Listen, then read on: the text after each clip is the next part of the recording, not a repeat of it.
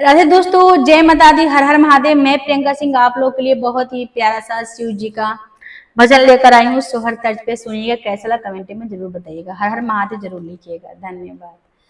बसहा चढ़ला शिवया वाले गौरा सामू झावले हो, गौरा तोहार पापा कैले सुमित्र जगत तोहे ना बोलावले हो। बसहा चढ़ला शिवया वाले गौरा समझावले हो, गौरा तोहार पापा कैले सुमित्र जगत तोहे ना बोलावले हो।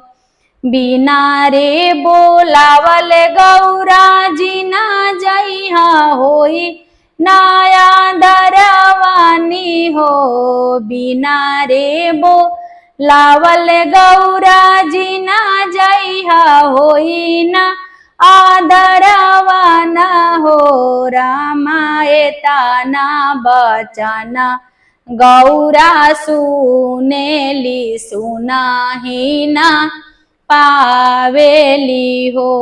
रामायता ना बचन गौरा सुनेली सुना ही ना पावेली हो।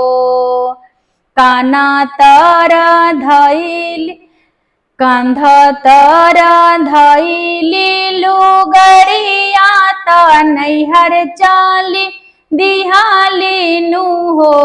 काखी तर धई लीलू गरिया त नैहर चाली दिहाली नु हो। रामा चिन्हे नाही माई अरे बहिनिया न भाई से भाई यानु हो। रामा चिन्हे नाही भाई भौजैया न माई बहिनियानु हो। सभावा बैठल उनकर पापा तड़ा पिगर जी बोले हो। सभा वहाँ बैठला उनकर पापा गरजी गरजी बोले हो। गौरा बिना रे बोलावले काहे आऊ त जगना सीधी हूँ ना हो। गौरा बिना बोलाए कैसे उत जगना सीधी हुनु हो।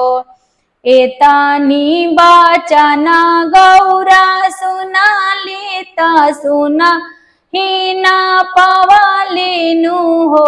सखिया कूदी गईली ओही हावन कुंड त जरी के भसमा भैली हो। सखिया कूदी गईली वही हवन कुंड त जरी के भसमा भैली हो। बसहा चढ़ला शिवयले त तांडव माचवल नु हो। बसहा चढ़ला शिवयले त तांडव माचवलेनु हो। गौरायई सना लेबो गौरा हम करबो सब सर्वना सत। गौरा तुहरे कारण हो।